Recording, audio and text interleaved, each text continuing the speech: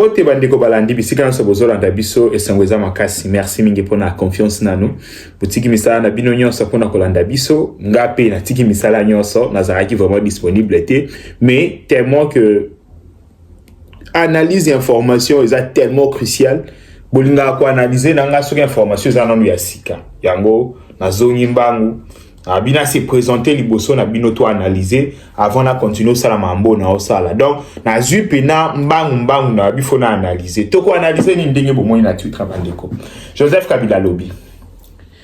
Joseph Kabila Lobby enfin ba o balanda nga ba yebi ke na joué raison une fois de plus parce que na yebisa bino que chemin ya Rwanda ezalaki simple. Awawa ONU à travers résolution nae a bloqué yé sur le plan militaire. À quoi activer plan politique. Dans plan politique, wana ba cartouche eza ebele. Cartouche à liboso ezalaki Moïse Katumbi, deuxième cartouche na cité la Kabino Joseph Kabila. Na FCA bino que ezali plan, c'était visible à l'œil nu. Donc, loko la Rwanda, azana pouvoir loko ba risite ki ceux qui ONU et sanctionner yo. Et que ozana moyen moko ya contre ba sanction ONU okoti ko persister, okoti ko contourner. Rwanda zana capacité wana te. Loko la zana ngote, il est obligé de reculer. Mais oyebi ke baza bato balinga kotika bitumba noki te so bazuku. Baké ko lukasi ko rabattre siko yo kuna bango final. Kuna bango final des animi Joseph Kabila. Joseph Kabila après plus de 6 ans à l'Obakate, à ça va communiquer après plus de 6 ans. Joseph Kabila a sali interview. Bandeko, nazalaki kotala interview wana, tozalaki na batu. Tango na tangi interview na biba koseli Kabila makambu, alobi makambo yote. Tout le monde qui était à côté de moi, j'ai dit ça. Nabi, ba koseli makambu. Kabila ne peut jamais, alors jamais dire ça. To continuer na kena moni Barbara Nzimbi, ko yazali conseiller na matière de communication, a publié yango na bi no way. Ba koki ko sa aboité. Pona nini bandiko nini choqué biso na interview à Kabila. Ba o ba atanya interview te. Na interview à Kabila a soulevé ba point ebele, a soulevé ba nkambo ezole kana na Congo. Alobi boy. Bazali ko accuser M23 à tort. Bazali koko c'est la M23 makambo. Kenon ezali mouvement moko ezako sala batu mabe ezali mouvement moko anarchique. Donc bosole ezali qu'il faut pas tenir compte ya ba revendication ya M23. Donc makambo M23 zo sala eza malamu. Il faut ba fanda ba solola parce que M23 zako bunda pona ba intérêt à peuple. C'est ce que Kabila a dit. Pandeko, quand on a tali na bi Mamadou Ndala kufa pona nini? Mama si. Na yo comprendre pour nini bakundaka Mamadou Ndala na honnêteté. Mamadou Ndala kufa pona nini? Joseph Kabila nous a embarqué en 2012 na campagne moko ya makasi to sala yango pona M23 ko contre M23. Joseph Kabila na même interview a dédouané Rwanda, a dédouané M23, a lobby que makambo nyon se koma na Congo eza parce que Tshisekedi est un dictateur, a utilisé le mot tyran. Donc la tyrannie. Bandeko, avant pona nini ba opposant ba série ya Kabila bazalaka bien. Beti Martin Fayulu yeyo azana salon ya massage ba auto sala ya massage azalaki bien. Awa wa Katumbi azana sona ba o ba voyager amwa mingi ba yebi azana sona azoza mwa mupepe kitoko. Awa wa Frank Diongo azalaki na mwa balade moko bo ezalaki bien. Ba série na Kaya Kabila dictature ezalaki te. Mais ba série ya Tshisekedi ba opposant baza traqué. Muto ko kozala opposant te na Congo. Bandeko tangu Natalia na yoki ka interview na tangi.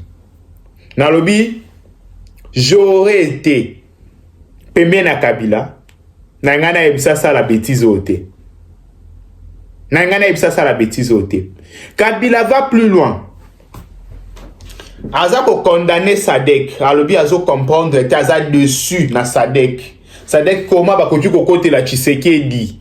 Baya ko aider Congo. Tshisekedi, il faut pas qu'on côté là, il faut qu'on tika yé. 3000 personnes va koufa na est. Tshisekedi, il faut qu'on tika yé. Bandeko. Tangu Sadek à côté de la Kabila en 2012 contre le même M23. Il y a Makenga, Sultan, il y a Bissimwa. Beaucoup de Sangaï, Bazalaki accusé à tort. Beaucoup de Sangaï, Bazalaki accusé à tort. N'a évité ceux qui maillent les autres qui n'ont pas wapi. Maillent les autres qui n'ont pas wapi. N'a pas ça qu'on utilise par moment pour recruter parce que Mikolo, on a ici entourage n'a pas ce que tout élevé débat. Et ça m'a kamomboka. Lobi maramto lobo ko rattraper biso. Lobi marambo kabila loba qui a ngwe ko rattraper. Bandeko.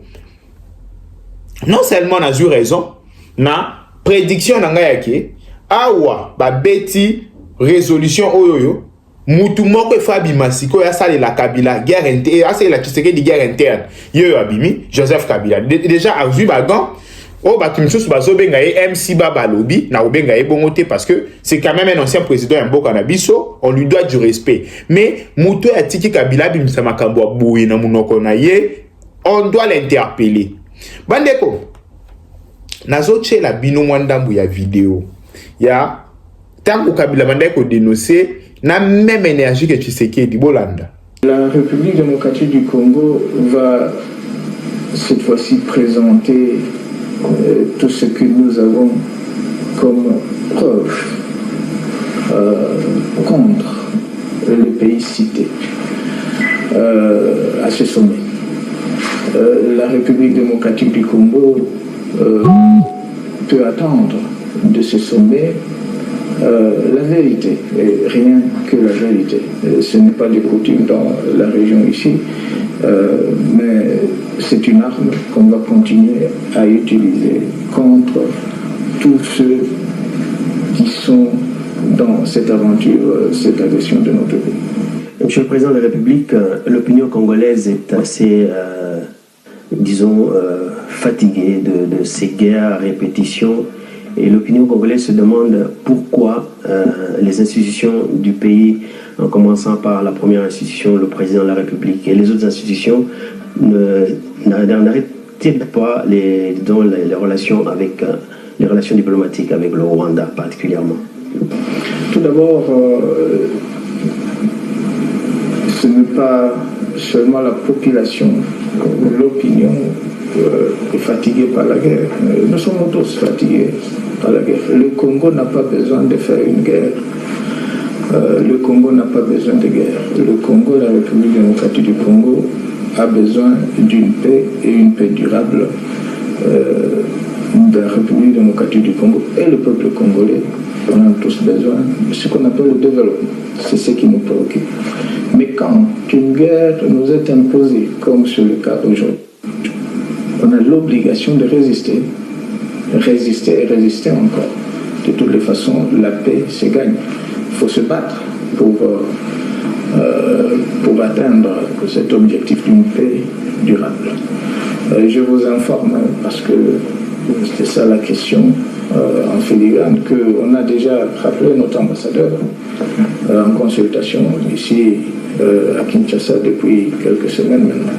Peut-être que je n'étais pas informé, mais le ministre des Affaires étrangères avait été instruit de rappeler l'ambassadeur, qui n'est plus d'ailleurs à Kigali, jusqu'à ce que cette situation sera clarifiée davantage. La situation humanitaire, vous l'avez dit, est catastrophique. Quelles sont les mesures que le gouvernement prend pour y faire face? Pour y faire face, vu qu'il y a un déplacement de plusieurs milliers, de dizaines de milliers de nos compatriotes, le gouvernement a décidé de débloquer le moyen pour aider nos compatriotes, mais en même temps, c'est en coordination avec les ONG attitrées qui vont nous aider sur le terrain, parce qu'il se fait que partout là où il y a le déplacement ou le camp de déplacement, c'est peut-être derrière les lignes ennemies. Alors, parce qu'on ne peut pas y accéder, ce sont les ONG attitrées qui vont le faire, qui continuent à le faire, D'ailleurs, aussi avec beaucoup de sacrifices et beaucoup de détermination. Excellence, en tant que garant de la nation, quel message adressez-vous aujourd'hui à la population du Kivu en particulier et de la RDC en général? C'est le même message, la mobilisation générale. C'est difficile de dire qu'il faut garder le calme, mais effectivement, il faut garder le calme. Le Congo doit continuer à se préparer. La mobilisation doit se poursuivre, pas seulement au Nord Kivu, pas seulement au Sud Kivu et la province orientale et ailleurs, mais sur toute l'étendue du territoire national. C'est un devoir patriotique et en principe, c'est ça le message. La mobilisation générale de la population, de toutes les institutions, toutes les couches de la population. La République démocratique du Congo est aujourd'hui confrontée à une situation difficile, extrêmement difficile. Nous avons déjà eu à vivre et aussi à vaincre des situations pareilles dans le passé 2009, le passé c'est 2001, 2002, 2003, le pays était divisé, mais avec la détermination, les efforts de nous tous et la participation de toute la population sont parvenus à réunifier le pays, à défendre l'essentiel, notre indépendance et la souveraineté de notre pays. Ça sera le cas et certainement que la victoire est de notre côté. Excellence, quelle serait l'importance de la force neutre à la frontière entre le Rwanda et la RDC si jamais la ville de Goma tombait aussi entre les mains rwandaises? Parce que cela fait une connexion avec la ville de Gisenyi. Est-ce que cette force s'interposait entre Goma et Gisenyi? Une bonne question. Au niveau de ce sommet extraordinaire convoqué, c'est précisément de ça qu'on va parler. La force neutre était censée, du moins, la logique de la force neutre, c'était un déploiement au niveau de la frontière. Maintenant, avec les combats qui sont en cours, est-ce que cette force sera encore déployée sur le terrain? Point d'interrogation. Alors bref, je n'ai pas une réponse à cette question, mais c'est effectivement, ça devient effectivement hypothétique. Merci, Excellence, Monsieur le Président de la République. Merci. Bolandi, nazana ba vidéo ya boye 15. Mende boye bi na lingara osola na bino un peu donc na lingala moko ya facile. Ya omoni ke na sala toujours 10 minutes 15 minutes. Nazana ba vidéo ya boye 15.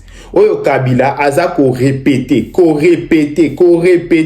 Mais lelo Kabila bimi alobi makambo ezo koma na Congo, eza faute ya M23 te, ezali parce que Tshisekedi aza dictateur, parce que Tshisekedi a respecté constitution te, parce que Tshisekedi ba opposant sous Kabila bazalaki à l'aise, sous Tshisekedi bazali persécuté, parce que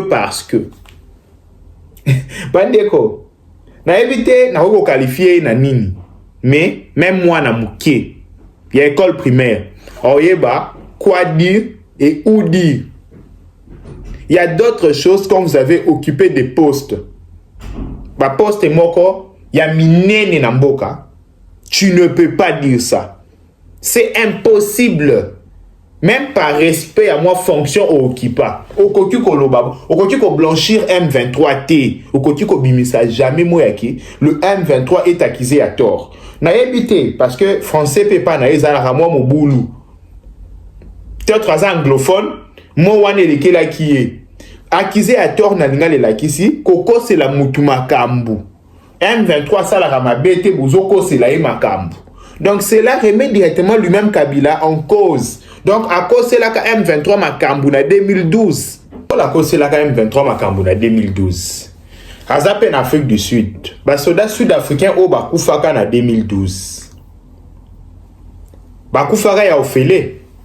parce que ba sud-africain za wana asengi ba sud-africain a comprendre te comment ba sud-africain baza kokote la Tshisekedi siko ya lobi bazo accuser M23 à tort bazo ko c'est la M23 makambo c'est que ba sud-africain ba tout na ina no explication ya mutali boso ke ba soda na biso à cette époque ba kufaka ya ofele okosaka pe makambo ba mape wana na peut so azo comprendre gravité ya loba ya bimisi na peut so comprendre ba Tshisekedi déjà aller là qui est l'ivance alobi mutu aza na sima ya AFC oyo eza Kabila mais azo bomba balingi koloba te batu na ye babimi balobi batika Kabila kimia mutu atanga kombo Kabila te kasi lelo awa wa ye moko awuti komibimisa sans le savoir awuti kombabi libanga babwaki na molili oyo akocha aiseke zuye boloba nini boye bisanga boloba ni bandeko Nathan Opé, le président Aza Claire, alobi boy, Azana Moutou, a négocié naïete sauf Rwanda. Kabila ke musika bandeko, Kabila lobi ni na interview no lisus. Alobi ke problème ya este et que se résoudre kaka na débat entre Tshisekedi na Rwanda te parce que a moni ke monde entier et comme so oyebisa Rwanda yo ozana ba préoccupation na yo oyebisa biso mo en coulisses kende bo négocier na Tshisekedi Kabila bini amiche lo habiter so ki Rwanda ba négocier na Tshisekedi bozali ko tenir compte ya population te mais même population asengi alobi boy ce que eza voix we ko biso na kimia toko discuter ka na Rwanda ayebisa mukili mobimba ke to sala nini il attend quoi de nous topesa nini na ye nde eloko to ana ngo posa biso nyonso mais Kabila lingite Kabila lobite awa wa problème ezaka ki Tshisekedi akende bandeko na ebisi finoke na zomi tu na eza manque ya sagesse na kaleza ki so mutu aloba te mutu wana fanda akimia alobaka te mutu wana abanda ozala genre donc mutu moko boye respectueux respectable mais ok ezala ki mutu azana insuffisance na makambo koloba mutu azali na insuffisance na makambo ya kosala mutu azali ki mal entouré silence wana eza silence ya boye bité to silence ya azobanga po oya kolobeza ba bêtise oyo monsieur Kabila olobi eza bêtise na kombo musu na ko bimisa nango te ezali bêtise un ancien chef de l'état tu dis pas ça il loba makate donc de ce côté là bandeko na boye ko zabino tamulai lobi na préparer des bino grand émission un grand émission na tali ba vidéo na nango moyena classé yango R ezate donc bomoni ke za pressé na jui dossier pressé lobi na la bino na ko décortiquer les bino article moko ya ba phrase na ye boza la vraiment concentré ba découvrir intégrer pe groupe na biso nini lien nango ezana